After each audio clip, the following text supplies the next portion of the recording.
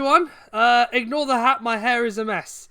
But welcome to another one of these live streams for FCFC TV. I'm in with you from his humble bedroom once again. And it's great to have you joining me here on this somewhat warm and weird Thursday evening. But hopefully you're all holding up well, you're all okay, and taking care of yourselves, and more importantly, staying at home. But where do we begin? Obviously, today is the first time that we have gone live since the imminent announcement yesterday afternoon from the National League that their season is completely cancelled. So there are no more matches set to take place this season. How the league is going to be completed will be determined at a later date, of course, and the statement clearly objectified to that. I personally, if my 2 cents isn't always the most important, but I'm pretty disappointed. I'm very sad that it's come to an end. Hello, James. To have found out that this has come to an end prematurely the way it has, but alas, we are here, and we hopefully will have a season to look forward to later in August, hopefully at normal starter time or further ahead.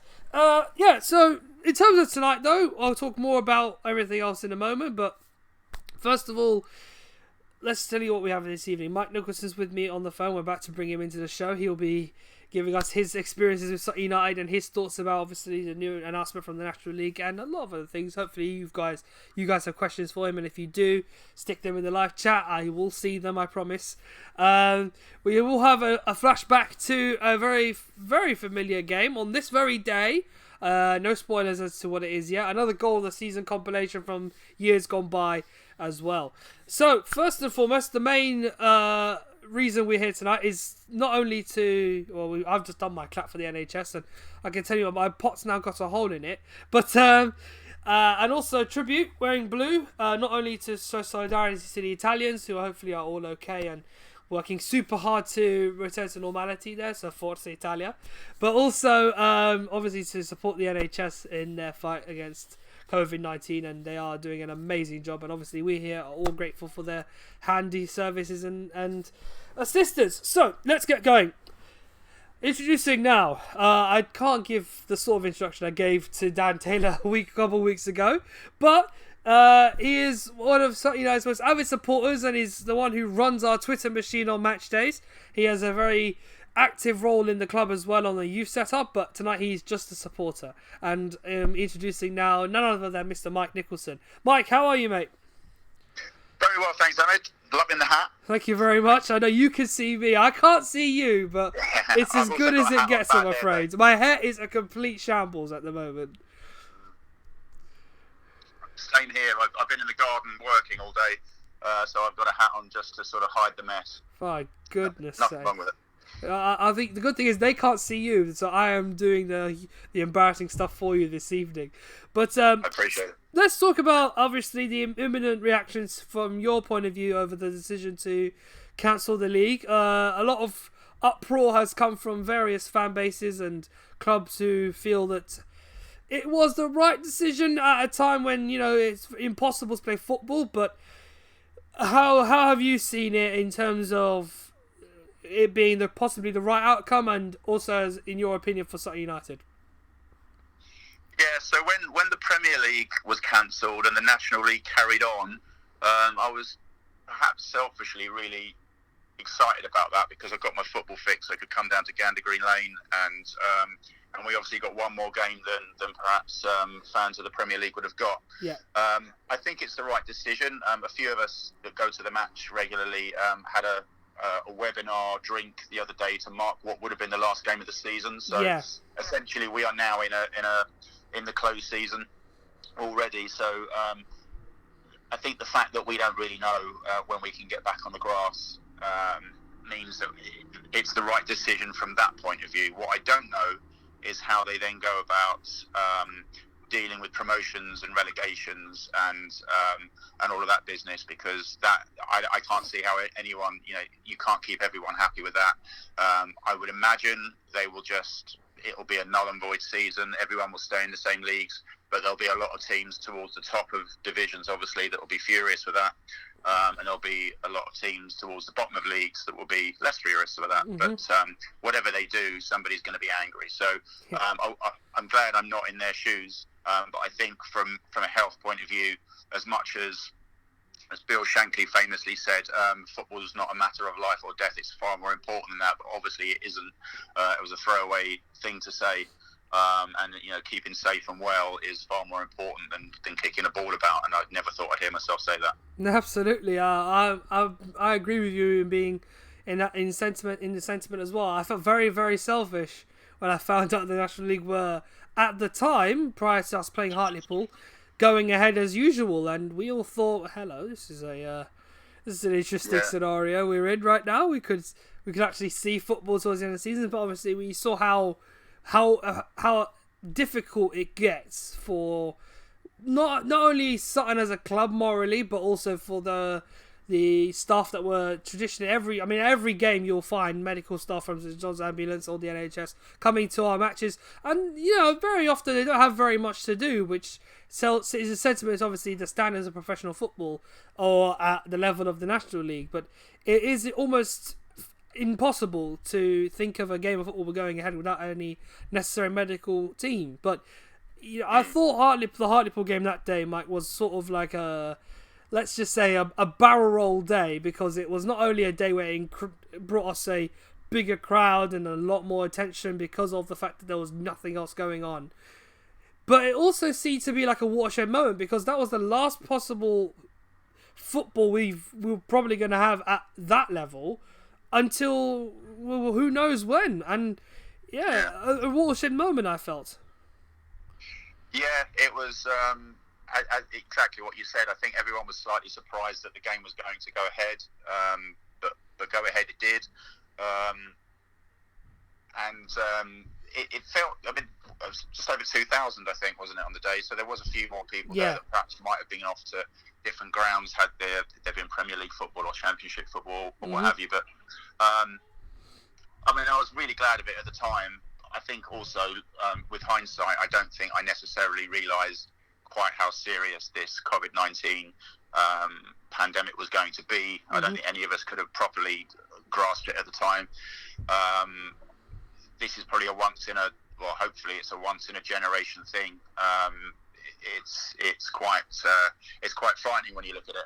I've just been out there clapping for the NHS, as I'm sure many of us have, and it seems that more people come out each Thursday. It seems to be getting a bigger thing, not a quieter thing. I had a quite funny moment, actually, nothing to do with football necessarily, apart from the fact, actually, that last game, I live in Stoneleigh, and in my local pub, I saw some people on the Friday night before that game who normally go to places like Chelsea and Fulham and AFC Wimbledon, and obviously all of those games are called off. Yeah. And I convinced them to come down to Sutton United, and I just bumped into them in the Broadway in Stoneleigh, and they were all sat sort of 3 or 4 metres apart from each other on a wall and a pavement, basically having a little chat in the absence of any pub or any social activities, which is quite an amusing thing to see, like sort of grown men sat on a wall. Strange sight, really.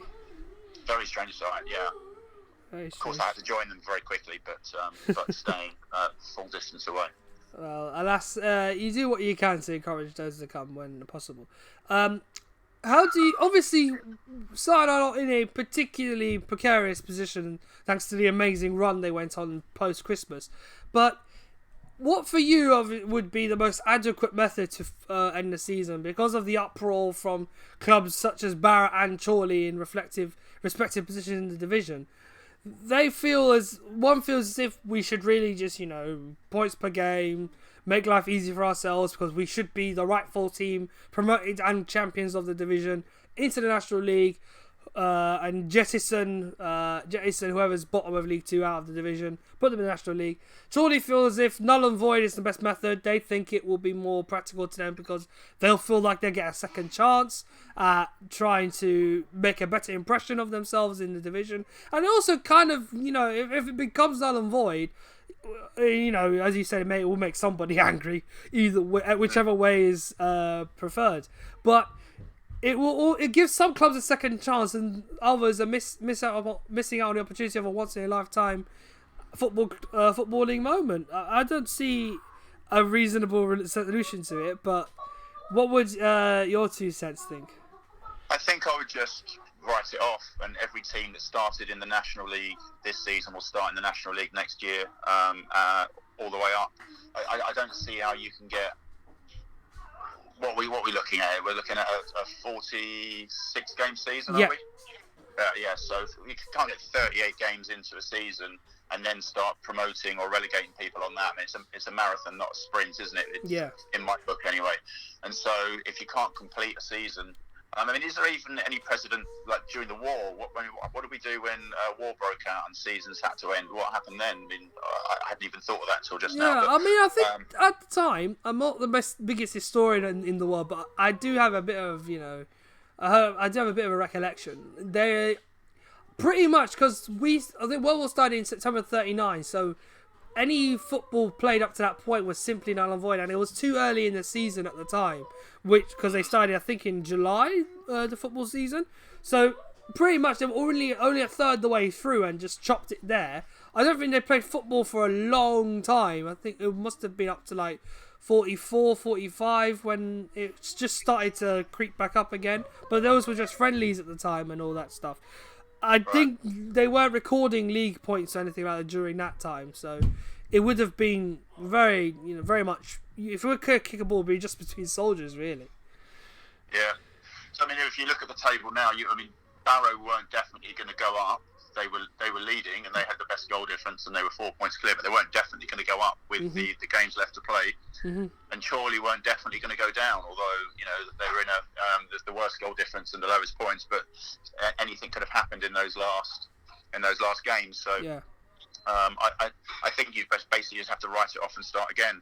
As much as there's going to be a number of people that would disagree with that. Certainly Barrow fans. And many other fans of clubs as well. I think the biggest problem with all of this, and I noticed that the board put out another statement just before we came on. Just for the record, I have not seen this, but I will proceed to look at it shortly. Yeah, the biggest problem with all of this is, of course, the clubs lower down the football pyramid are losing out on a huge amount of money. Yes. The longer this goes on. But that said, I don't think you can make decisions based on finance when I don't think you can put finance before health. So I think my original point stands is that we've gone around the houses and come back again. I still think it's the right decision to stop the season because, as I said, the last game of the season, as it would have been, has already finished. It's gone. And as long as the football family and the government can support the clubs lower down, like Sutton United and many, many others, that will be in dire straits with no revenue coming in and still costs to pay, then we just start again next season. Make it sound simple. I know there's an awful lot going on behind the scenes, and it's not that simple. But I think that for me, that's the right decision. In terms of when we restart, what for you is the most practical method in getting everything going? Obviously, we will have to ride this out first. That's the most important thing. There's a lot of different, rumours and stories going about it possibly starting again in January, as my producer James King come up with. But if you're probably for something from me, I would say just see how this goes for the next couple months, and then instead of the traditional early August start, because I think last year's pre-season was from July 5th to like July 29th or something like that. And then we started playing Hartlepool the week after that. So I would say just see out the next couple of months and have a gander what goes on.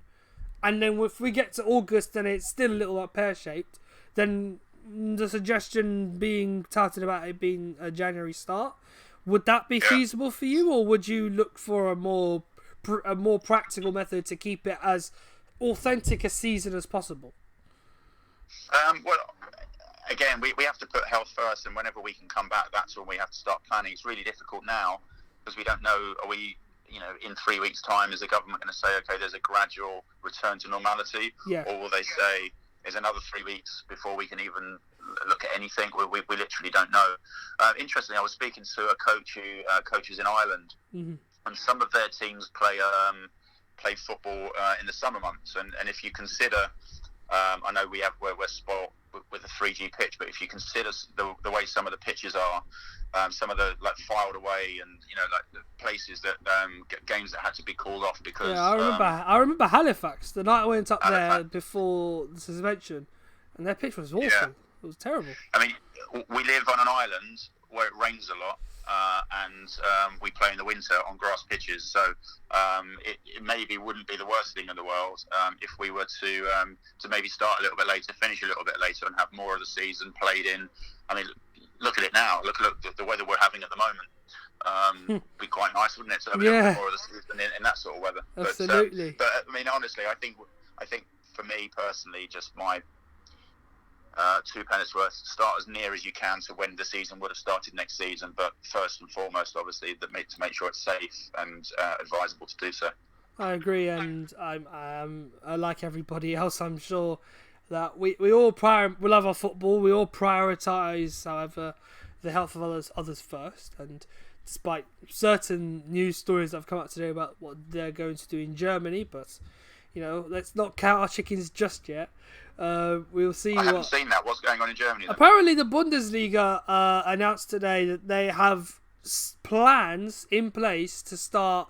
Well, today's the 23rd, so in about a couple of weeks' time, pending governmental approval, they can restart the Bundesliga behind closed doors with methods through testing and having limited personnel at stadia to perform the roles that they would normally do at match days. And I don't know regarding the medical staff or anything like that, whether they'll be able to have a large amount, but they apparently will have a minimal amount of bodies there able to assist any minor injuries or such. Stuff that physios can't handle, basically. But outside of that, there's like a lot of noise, and it's nothing, it's nothing concrete in terms of an actually restart on that day, but there's a lot of noise coming out of there saying they could be able to manage it. I know the Germany have handled this a lot better than with all honesty than we have and others. But, how, in your opinion, although it's a completely different standard of football, do you think it's wise for them to continue the season even though there's always a seed of doubt crying around?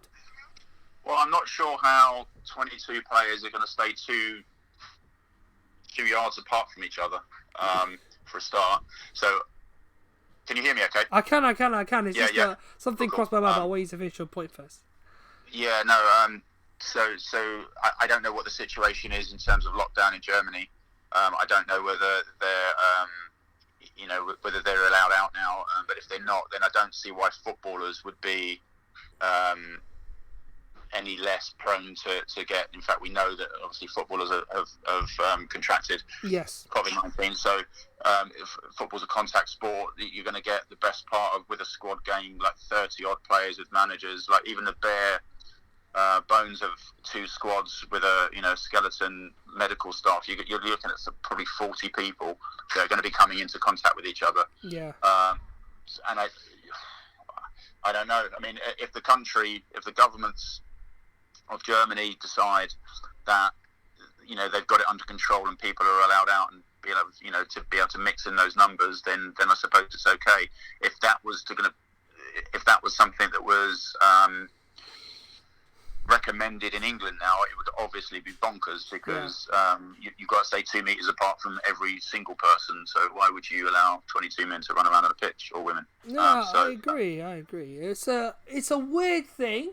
I mean, we all want our football fix. I do personally as well, but like Mike has said, you do first have to consider the health of people before you consider the little things in life, like football or like going to little things such as going to the pub, for example. And I know there's a few people in my group chats that have been waxing lyrical about not being able to go to the pub yet, and I can't tell you the palpable stress they've been going through in my group chats, but we'll leave it as a tip for the subject.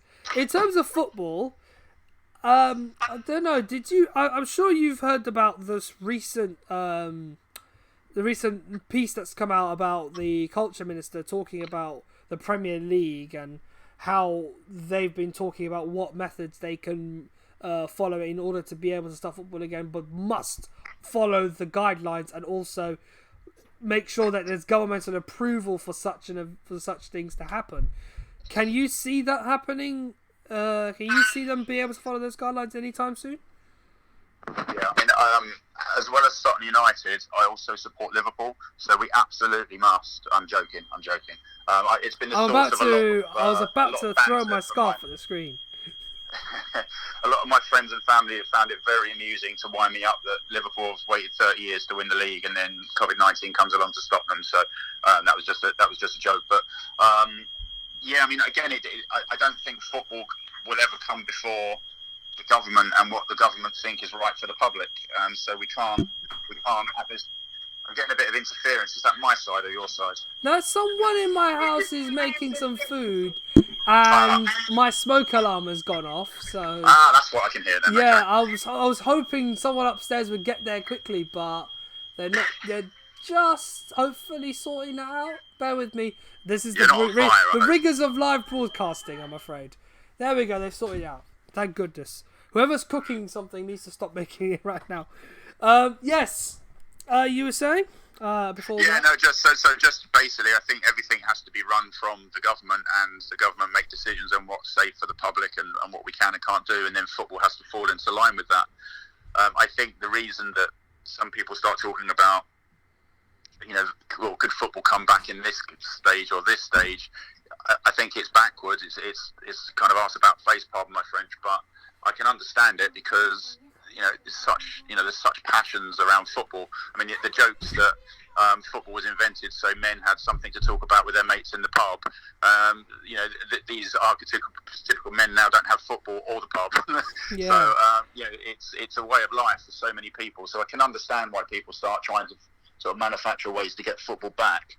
But I don't personally see how we can be talking about that until our government say that a certain amount of social contact is okay and a certain amount isn't, and what that looks like. I think that was interesting with our last game that we had, the Hartlepool game, is people were told not to go into sort of to try and, in fact it was the Friday night before, wasn't it? Boris Johnson said avoid restaurants and pubs and places where there's lots of people, but what is lots of people?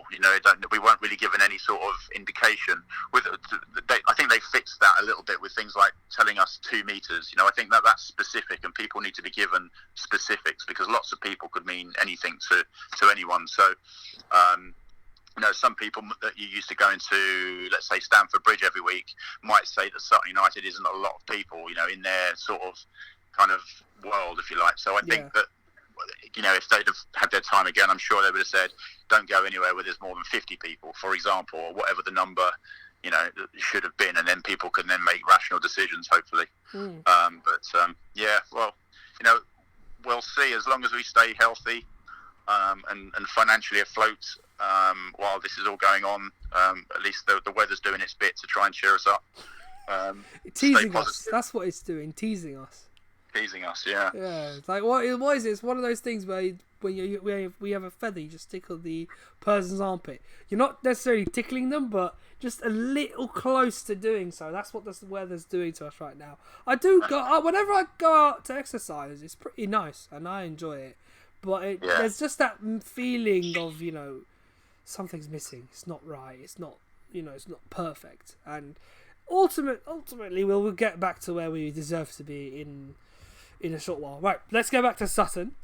We can now classify season 19 and 20 as last season. So if I mention last season, it's as of now it's 1920, not 1819, 1920. So it feels so final when you say it like that. Well, I hate to say it, but in terms of us at Sutton United, we haven't got much else to do. So I've decided in terms of this season, this past season, I'll call it last season. So as now we've now completed it. How have you seen Sutton this year?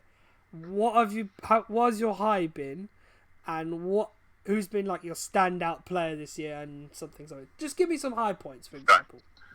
So I think sometimes as fans we can oversimplify how easy football is, and it's a very, very, very tough league. And when you think about, for me, the size of the job that Matt and Jace had when they came in was made very, very clear to me when we had a pre-season friendly away at Havant Waterlooville. Yeah. Our manager of 11 years was there, along with our goalkeeper, Iunga, Beckwith, Deacon, Nicky Bailey, Taylor.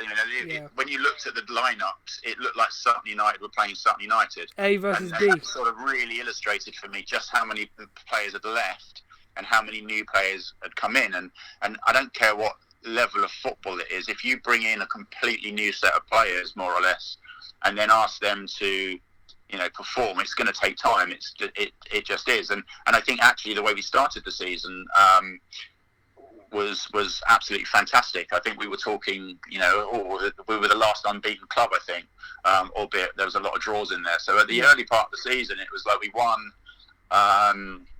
We had a great away game, didn't we? Hartlepool. We beat Hartlepool 3-1 opening day of the season. Yeah, and you're like, wow, that's a really hard place to go.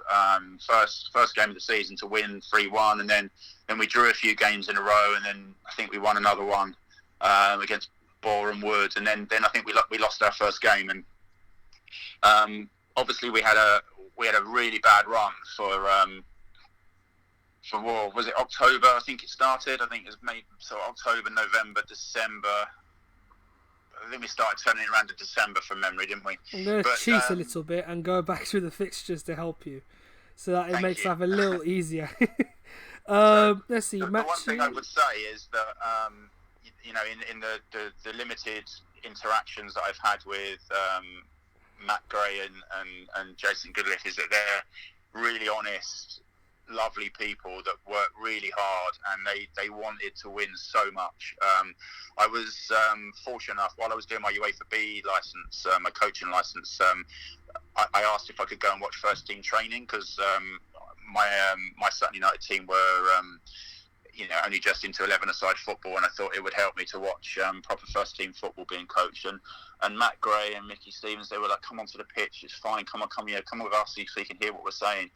And I watched Matt work up close with the players, and his level of knowledge about the opposition coming up, like individual players, everything about those players, how they were going to play, how they were going to receive it, what they were going to try and do with it, and how we were going to stop them, was frightening, quite frankly, because I'm used to coaching youth football.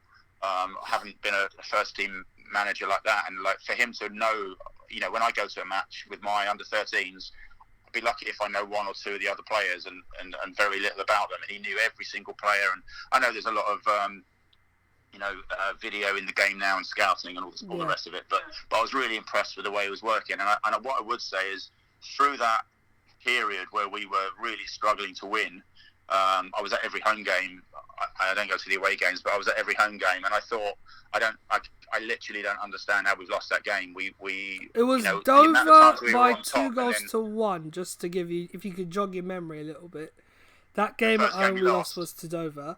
It was when Collins scored the free kick, and I think Ini Effiong scored twice on that day. No, Modeste opened the scoring after 10, then Collins and Effiong. Right, yeah. And that was the first defeat, but then that we I don't think it went downhill too quickly after that, did it? I don't think that was the start of our. I think we had a few good results, but maybe that was the start of maybe losing more than we. Yeah, we spiraled a bit. We spiraled a bit. I had a brief chat with Matt while I was watching training one day, and he said he loves this club already, and like the people in charge of it, they're honest, hard-working, good, honest people, and he really wants to do well. And Jace was the same, and he just didn't know what else he could do. He was doing everything that he could, and I thought, and I know Matt said this in interviews, but I thought that when you looked at the performances on the pitch, we shouldn't have been losing those games. We just couldn't put the ball away enough. And you can say you make your own luck and all the rest of it, but It wasn't like we were not good enough. It was just not quite getting over the line so many times in a row. And I think, Matt and Jace were getting fed up of saying we're not getting the rub of the green, but it turned around. So I can sympathise, because having to listen to them doing post-match interviews after matches, they didn't enjoy having to consistently repeat themselves in terms of whenever a game doesn't go their way, they just don't get the rub of the green, or it just hasn't. We haven't had luck today, or something, or decisions haven't gone our way. You start sounding like Jose Mourinho, don't you? That sort of stuff, really. Yeah. And no one likes to, come across like that. But I was at those games, and I was like, there were some games where I can't remember which one it was. I think we lost 1-0, and they had a cross-come shot that just floated in at the far post, and we lost the game. I think it was Halifax. Halifax at home. No, we lost 1-0. But that day was Michael Duckworth. He didn't score a cross-come shot. I think there was a shot that went flashing past the 6-yard box, and he finished it at the other end. So there was a cross from the left, and it was a cross, and it ended up going in. Ooh, I'm trying to remember if I commented. Maybe it was earlier than that, and we'd been so on top in that game. You just couldn't believe that we'd lost it, and the boys the boys on the pitch were putting everything into it. The performance looked really good. We just weren't getting the results. Yeah, I'm just scanning through them now. We lost 3-0 to Maidenhead. It was a bad day, that one, and I can vividly remember my commentary from that day was a bit disappointing, I have to say, reflecting the result. We lost to Yeovil the following Tuesday by a goal to 0. I don't think it was that game. We drew with Notts County at home, and then it was Wrexham on the TV at the racecourse. We beat. Here's a high point: 4-0 at home to Chesterfield, after going 5 matches without a win. That performance for me that afternoon was one of the best performances against a side like Chesterfield I've ever seen. That day was brilliant, really. And did you see? Yeah. Have you seen something play like that in a time like that? Yeah. January the 1st, New Year's Day. I was doing dry January this year, so that was, and I didn't count the 1st of January because it's a bank holiday. So I did the rest of dry January, and we were 5-0 up at half time. And I couldn't believe it against Woking. I was looking at the score. I took pictures of the scoreboard. I was like, wow. And it could have been more, quite frankly. I mean, everything we were hitting was going in. But, we all went on top and we were like, we're absolutely bossing this. Yes. It was good fun. And also, it was the Amber 500 draw, I remember very clearly, because Jamie Collins was drawing the number and he drew one number away from mine for the jackpot. So I was videoing it for the social media, but I couldn't use it in the end because the audio that I accidentally put over the top of the video was rendered it useless. But let's just say varying amounts of disappointment and frustration it must have been. Yeah, but I'd take that for the fantastic game to beat Woking, to be winning 5-0 at half time, 6-2 in the end. What a great way to start the year. Fantastic game that was, and I remember. I won't forget the Ajiboye goal, which Oliver Smart, our cameraman, commentated on that day. An absolute rocket. I think he scored a similar goal against Ebbsfleet back in October when we lost 3-2. But that goal against Woking I've never seen something of such of sheer power hit the top corner like that. It was a fantastic goal. That for me, pick of the goals that day, but. If you are pushing, Dundo's gone in the 90th minute. The feels, I can't tell you the relief I had. I felt so good for him. He hadn't scored in a while. I think it was a year or so since he scored for Sutton.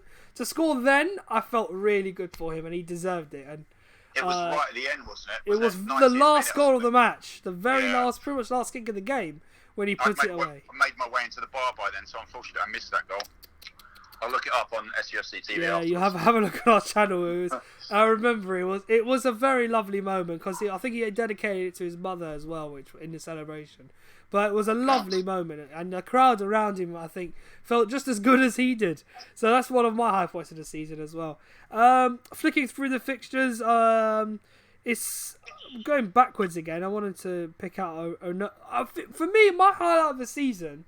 And I've made it quite clear is Torquay away, when I think that's where our season reversed from it being as bad as it was to becoming a much better and more developed season, where Matt has just found the equilibrium, the quality of that team. On that day, we were simply brilliant against Torquay, despite having gone into the lead and then conceded, having character and some composure to get back into the game and take the lead.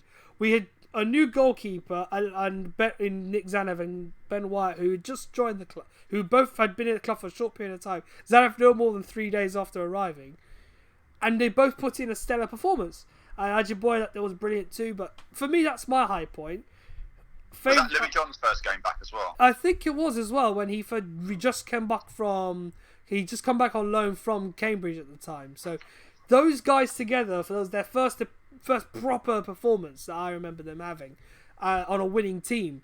That's my high point of the season. I'm just flicking through the others. We lost 1-0 to Barrow. I think the shot that you mentioned, that effort, that cross-cam shot that went in, that was at Barrow, I think it was, away from home, when we lost 1-0. No, it was definitely a home game, and the ball came over from the left, down the Collingwood rec end.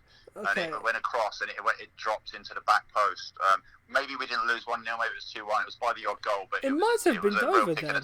It might have been over. It's something to look back in the archives for, and hopefully we'll figure out which game it was. I think it might be Dover. I can't be sure because I was working elsewhere that game, but if it was, then it might have been that one. But if anyone could help, I think we've had a couple of suggestions. One of them was Football History said Barrett away or Ebbsfleet at home. The Ebbsfleet at home one was when we had the long range effort. We had a penalty in the last minute, which Owen Bagil unfortunately gave away. I can't remember it, but we will look back for you, Mike, and if you can find it before we can, we'll see. We'll figure it out. Some standout results here. The 6-2 at home to Woking. That performance against Wrexham as well was a brilliant performance at home before we played Woking. I think we just lost to Dagenham Redbridge in the FA Trophy the couple nights earlier after extra time, and they put a good performance in, but ran out of players really to play that match. So they made the most of it in the end to Dagenham. But Wrexham at home was a brilliant performance, and the counter-attack goal for Bagil that day was fantastic. Who has been your standout players this season for Sutton United? I would say Goodliff has been outstanding for such a young centre-back in such a sort of big physical league. I think he's been outstanding. Harry Buteman always gives absolutely everything. Omar, been fantastic. He works so hard for a forward and deserves everything he gets. So probably one of those three, I would say. But I don't think there's any coincidence that results started to turn when we got Louis John back as well. I think that he's been fantastic. So maybe one of those four. What about yourself? Me, I'm torn a little bit. I think this season, I'm just looking across on my notes that I've stuck up on the shelf now, on my little shelf of programs. I think I've done about this season the best part of 29 to 36 matches this season, something like that. And I can tell you, the one player for me who stood out this season is Ben Goodliff, undoubtedly. He's been the ever consistent player that I've been able to witness all season, and ever since he's come in along with obviously Jason. I think with Jason making sure that he convinced him to join him at Sutton. He's just been a revelation in defence, and he put in such a shift, he brings such an aura, an aura of positivity to the side. He fits in well with the group, and it's never a day where I don't talk to him, and he's always, it's happy to speak to someone, even if it is just for a couple of minutes. He's never shy, and he's got such maturity to his game, and he's a lovely bloke off the pitch, but he's a wonderful player on it, and I do hope that he gets a bit more of an opportunity to show that next season for Sutton United. And it's good as well that he was tied down sooner than he did. David Ajiboye gets a mention. I don't need to explain why. He almost scored one of the greatest goals of all time, Maradona-esque against Hartlepool. Had he managed to finish it, that would have been one of the best goals we've ever seen. But he's shown me what he can do given the chance at this level, and he doesn't shy away from the task. I think once he gets confident, then he really starts running at players, and he's a real handful. Absolutely, defenders hate him. They hate him. Yeah. And I think he's certainly somebody who can become. He can go on to bigger things, but let's not, toot his horn too much. We want him still at Sutton for just a little longer, while we can hopefully make the most of his excellent talent. But as you said, he's grown in abundance in confidence and in skill, and I think he's shown a lot of patience to just find his feet in the team. While Matt earlier in the year, we used Tom Bolleringway as like his experienced head, while David was just feeling his way into Sutton United, and he's taking it like a duck to water now, so he's brilliant. Obviously, we wish him well, but Tommy Wright, he was a brilliant player. We never had the chance to interview him. Love watching Tommy play. Yeah, we are wishing him well, of course. Hopefully he's okay down south. But Tommy Wright was one of my favourite players this season. He didn't score like the amount of goals he was scoring right before his injury. But even still, he's getting onto the end of little things, lost causes, or scoring a brilliant goal from 25 yards or something like that. Those sort of goals you don't often see scored by like a striker of his stature. But he's not afraid to do the nitty gritty stuff, the hard bits, when necessary. And he at times was a mercurial striker. Him and Omar complemented each other perfectly for a while, and I thought that's the sort of partnership you want in a strike force. A very strong striker with a fast finisher. Those two together would have, had Tommy not been as injured as he was, would have been fantastic. Speaking of Omar, I can't go a day without talking about him, to be honest, because in terms of like on a level of footballer, he's playing at a high level in terms of international football. But hang on a second. Football History's come up saying that's Conor Wright. Now, Cameron Duggan is to blame for this, and I refuse to give him the dignity of using Conor Wright. I will not do it. Omar Bagir for me has been fantastic this season. He's played at a high level. He went to North Korea. It's a tough place to go to on any day, even if it is just for a football match. He went to North Korea, came back with a contrasting emotion to football, and his form pretty much changed after he came back from there. But as a player, he's been fantastic. He scored the goal of the season for me at Woking, and had that fantastic spell in the Christmas period, scoring 9 goals in 3 games. He's simply brilliant, really, and he deserved all the plaudits he got that time. Don't forget, he won the World Cup of goals as well for the Panorama League. You know what? He will claim that as an individual prize, because he beat one of the Notts County players in the final. Was it Richard Brindley? I think it was. He beat him in the final, and trust me, I was rooting for him to win that. So yeah. I felt very good when he won. I didn't get any work done that day. All I was doing is drumming up support on social media for Omar and his goal. Just get every support you can to favour the South one. Every WhatsApp group. Literally everyone I knew, get on this. We can't have him not winning. And Notts County have got a massive social media following as well. That goal by Notts County was the clip of the Notts County goal was watched something ridiculous, like 3 million times in the end, and we still won. So that was fan power. Yeah. There's nothing sweeter about a Boxing Day volley, really. So if he does it again next season, then maybe he'll win it again. I prefer he wins it 2 years in a row. Kidding, of course, but a deserved winner. He's brilliant. He's a lovely person to talk to, and he's always incredibly humble. And I also loved it when he stuck it to his old club Bromley when we went there in in March when he scored the winner. The sole goal in that game, and he really rattled the Bromley fans that day. It was a fantastic afternoon. James King's asked me, I think we should use our time machine, shouldn't we? What was your favourite Sutton game of all time, including cups? So your all-time favourite Sutton League game and favourite cup tie. So pick one of those. One of those two. So one of either of those two. Sorry. I don't have a great memory, and all of the games tend to roll into one. I can certainly talk about the cup games because they tend to stand out. So I think my first game was about 7, which is 40 years ago. Mm-hmm. I was at the Sutton United versus Coventry City match in the third round That famous of time. the FA Cup. Coventry finished about 6th in the league that year, I think, 6th or 7th. Yeah, They'd won the FA Cup in 1987, and here we were in January 1989 with them at Gander Green Lane. I was working, and I think I was about 16 at the time, 16 or 17. I was working part-time. I had a Saturday job in Safeway, which is now Morrison's at the top of Sutton. I remember that. They wouldn't give me the time off, and so I basically, I'm not proud of it, well, maybe a little bit. I basically pulled a sickie, and at the end, I remember everyone running onto the pitch, and I was halfway over the barrier and thinking, no, hang on, this is going to be on telly. I think that's a terrible way to resign. So I managed to pull myself back. But that was incredible. You talk about the highs and lows of football. The next round, the fourth round of the Cup, was away at Norwich, which is literally the longest place in the world to get to because there's no motorways. It's just A roads all the way there. Yeah. It was quite a buoyant coach on the way there, as you can imagine. Mm-hmm.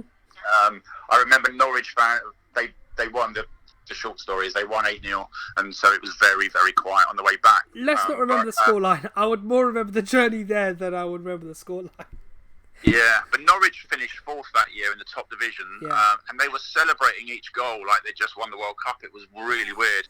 And then the only other thing I can remember about that game, apart from the pitch silent coach on the way back, was the Norwich fans kept singing "You're going in the river," as if after beating us 8-0 they were going to throw us in the river that runs near Norwich, which I found bizarre. Oh, and then they were singing for Brian Gunn, who was their goalkeeper. So in terms of my favourite memory, though, with the passage of time, that was 1989, I've had fresher memories. I think Wimbledon away would have to be my favourite memory because from start to finish, I mean, we drew 0-0 at home.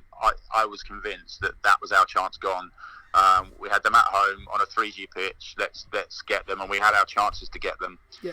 And obviously didn't quite do it. And I just thought, well, they're going to get us back at their place on grass. They're probably going to do this. And I walked in with my son and some mates, and so some of the boys that play in the Sutton United would have been under 10s at the time, I think. Yeah.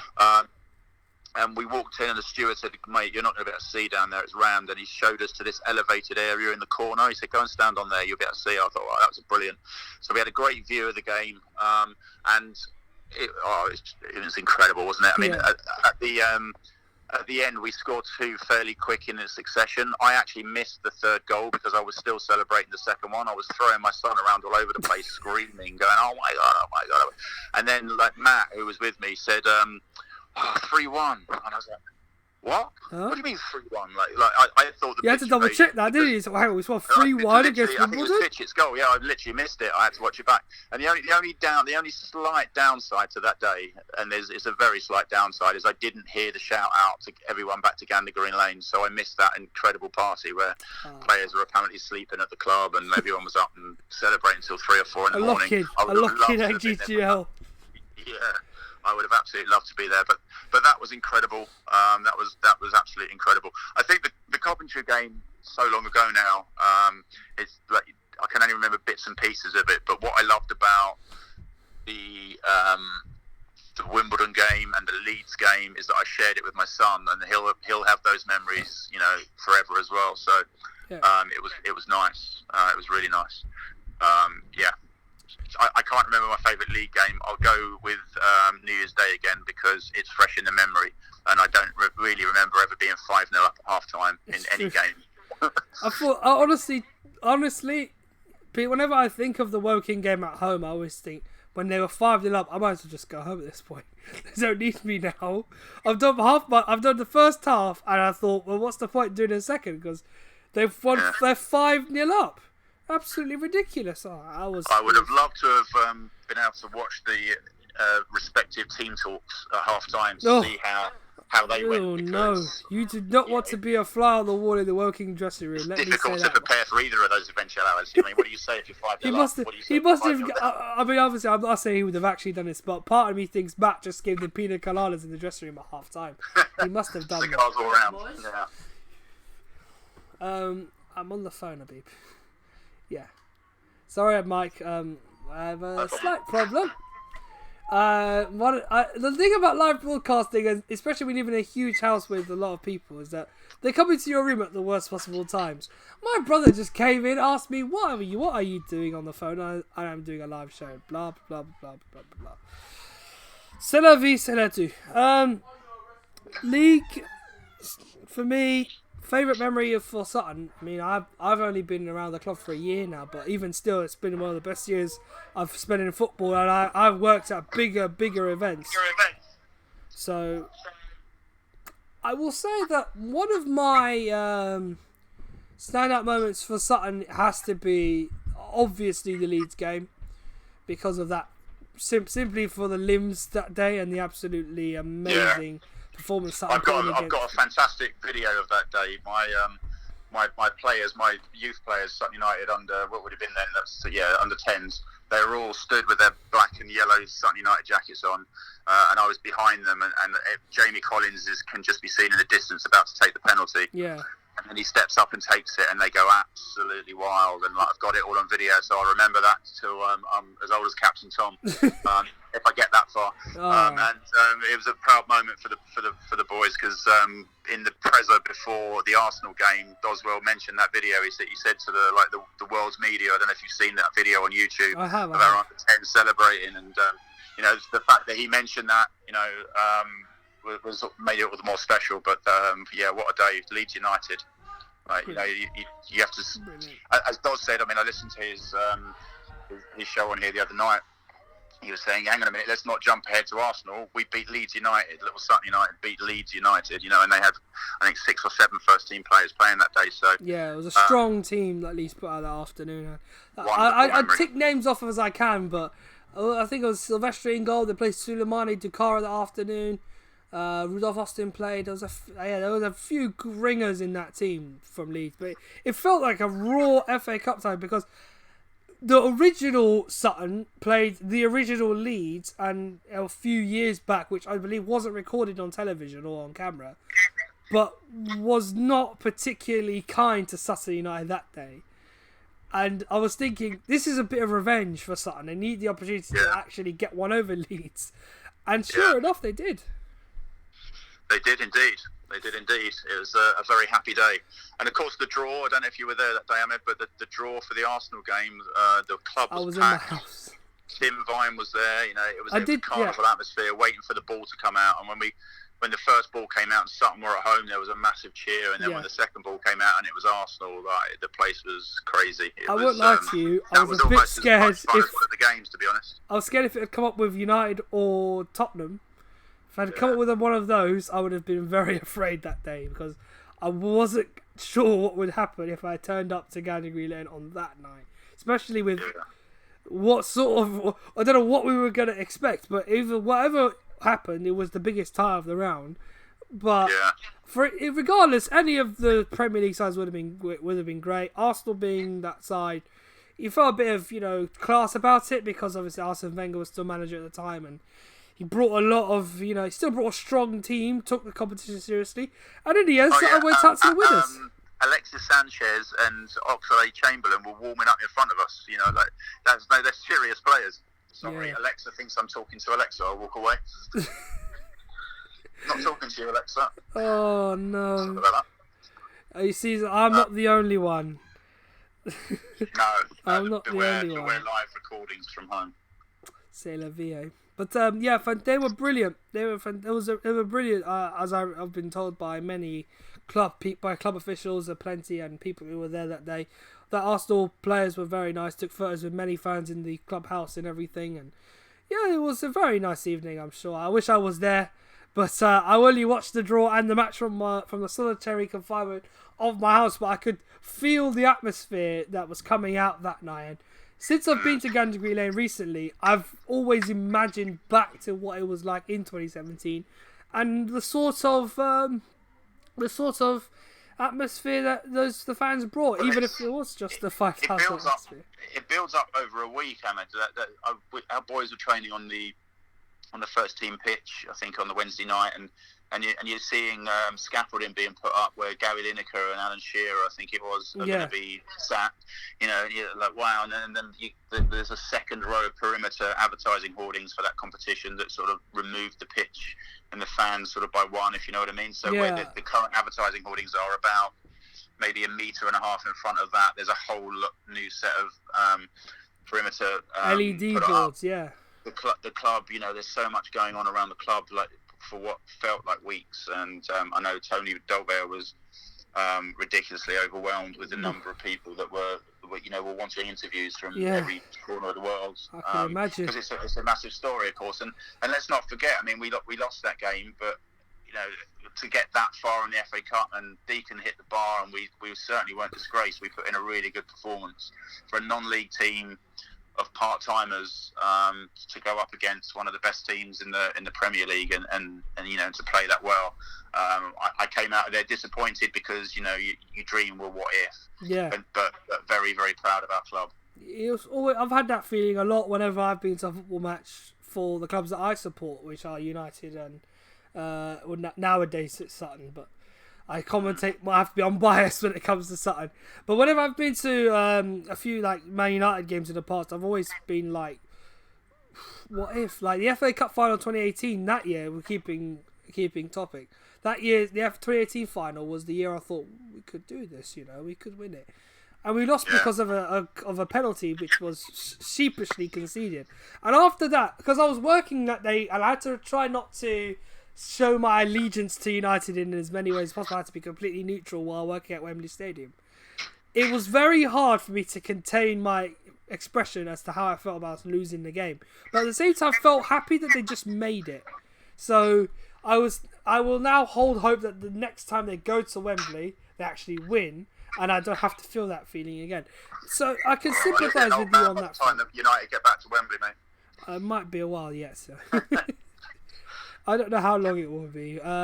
But alas, I sympathise though that Sutton did put a shift in that night. And yeah, Arsenal were Arsenal. They played a professional game, played pretty much a blinder and won the match fair and square. But there were moments I thought, you know, if you give them just a little sprinkle of magic they got against Leeds, you'll get something out of that game.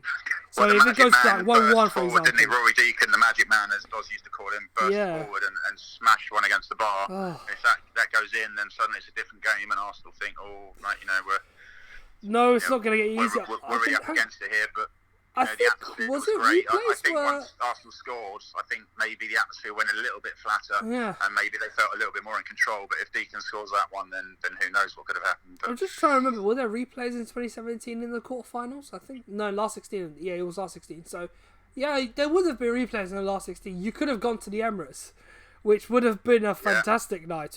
3,000 of the amber and chocolate in the away section at the Emirates. Financially, it would have been amazing. And I know I said that I thought our chance was gone when we didn't beat Wimbledon at home and went away, but I think Arsenal away might have been a bridge too far. Yeah. But I've been to the Emirates, and it's a wonderful, wonderful stadium. I'm sure we'd have had a bloody good day. Yeah, and you know, personal experience. I've been there too for Europa League games for UEFA, and it's been lovely. Whenever I've been there, you know, it was a more quieter event, but I think I went to the Valencia match last season, first leg at the Emirates, but where I was doing some, you know, media material that day. It was a jovial atmosphere. Everything about it was so unique, so exciting, and the fact that you know that little also, you know, got to hold Arsenal in the FA Cup and hold them for a while. It just beggars belief, really, beggars belief. One more thing before you go. Favorite? Let's see. I think I've asked you your favorite, match, favorite moment. I'm gonna ask you before we move on. Favorite ever goal scored by a Sutton United player? Past or present, doesn't matter who. Put you on the spot here, Mike Nicholson. Yeah, I'd have to go for Tony Raines or Matthew Hanlon, not because they're particularly spectacular, but because of that was in the Sutton Coventry game in 1989. Yeah. And Coventry were holders the year before, 2 years before that. They were a top first division side, and they scored the goals that basically got us through to the next round. So I'd have to say one of those two. In recent history, Omar's is going to take some beating. First touch of the game, less than a minute on the clock, and just smashes it from what looked like about 35 yards to me, but it's probably a little bit nearer. That's going to take some beating. The fact that he even took it on is just the measure of the man, I think, and the fact that he nestled it into the back of the net was just beautiful. So I'll go for that one in more recent times, and probably Hanlon for the longer term. Yeah, the more jovial the goal, especially for the fact that it had such a huge bearing in the end on the FA Cup. I've got to say though, Jamie Collins' penalty against Leeds, even though it was only a penalty, I say only a penalty. As long as it goes in, it will always be remembered. As long as it's gone in, it always is remembered. Mike Nicholson, absolute pleasure having you on here tonight. You've been brilliant, mate. And likewise. We've gone the best part of an hour talking about stuff, so I think we'll cut it there for now. But we'll definitely bring you back at some point, and we'll probably talk a lot more about your time with Sutton United and more about a lot of the things you do there too. Nice one. Great show, Ahmed. Well done. A good idea is a good idea forever. I put that in there because of David Brentism, and Darren Broad dared me to put some sort of David Brentism in, so there it is. I've binge watched The Office enough. I didn't need that reference. Mike, thank you. I appreciate your time, mate, and I'll see you soon, man. Have a good evening. Stay safe, everyone. Thank you. See you. Bye. All the best. Bye now. Bye. Absolutely brilliant guest Mike Nicholson was there, and I've watched enough of The Office. I didn't need much more. But yeah, he brought a little one in from David Brent. But well done to Davenport for forcing him to put it in.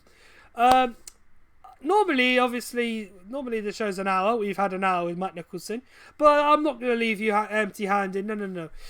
We're going to go through some more archives tonight. First of all, another short burst of goals that have wrestled the nets of many in the country. This one's from the 2018-19 season, and there's a few good ones in here, and I've watched it twice to prove that it's very good. So here are the goals of the season 2018-19, and then we'll have a classic game for you to round off the show.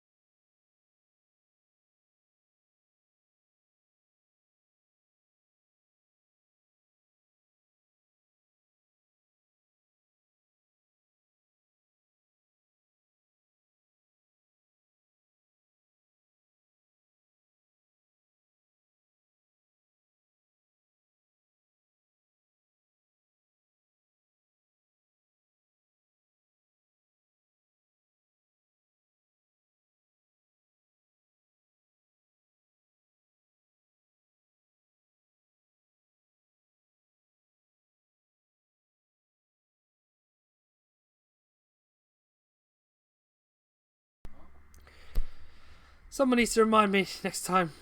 Unmute myself. Lafayette's goal, I'll say, Lafayette's goal of the season was... Cristiano was the goal of the season. Undoubtedly. That's being selfish. Ross Stern's goal was a brilliant strike, and Bonneru's overhead kick into the net against Chester was a brilliant goal as well. So those were 3 goals of the season. Now, before we round off, I know it's a little longer than it should be normally, but we have another classic game. Today's the 23rd of April 2020. It has no real meaning this year, but it does hold some meaning a little back when Sutton were pretty good at winning things.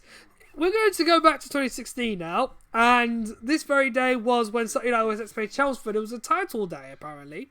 So if things went well, Sutton secured promotion and the title from the National League South into the Vanarama National League. All they had to do was beat Chelmsford. I don't know how you guys felt that day, but we're watching it back. It might jog a memory or two. So here we go. Sutton United versus Chelmsford City. Opportunity to be promoted today. I don't know who commentated on the game. I don't think it's Hell. I don't know if it's me. I wasn't me, obviously. But whoever it was, here they are to bring you what was a very special day in the history of Sutton United.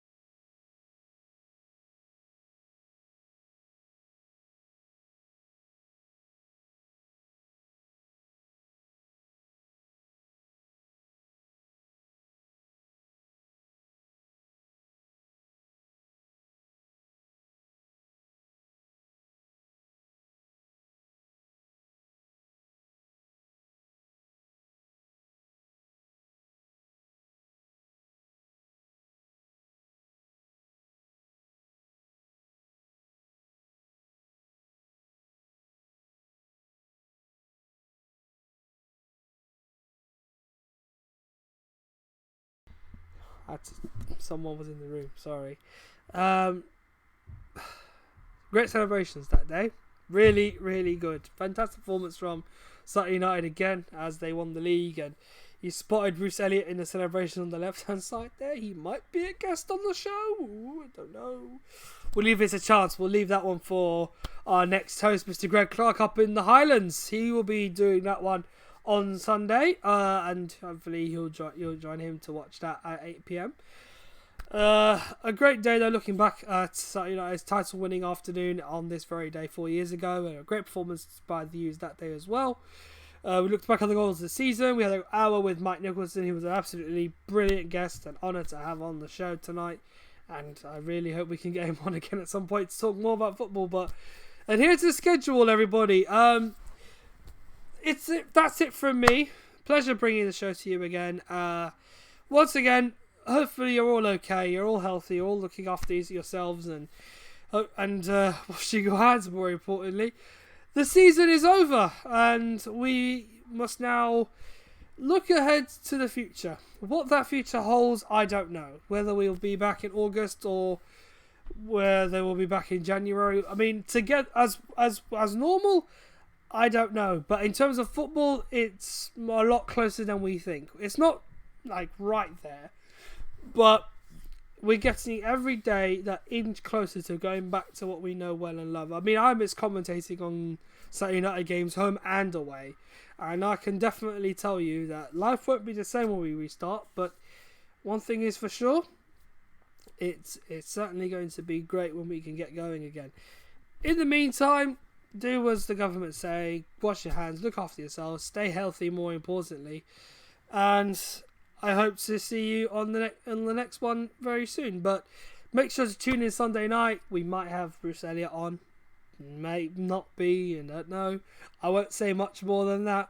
But until then, it's been a pleasure bringing the show to you here tonight from my humble abode. Take care of yourselves. I will see you very soon. Thank you and good night.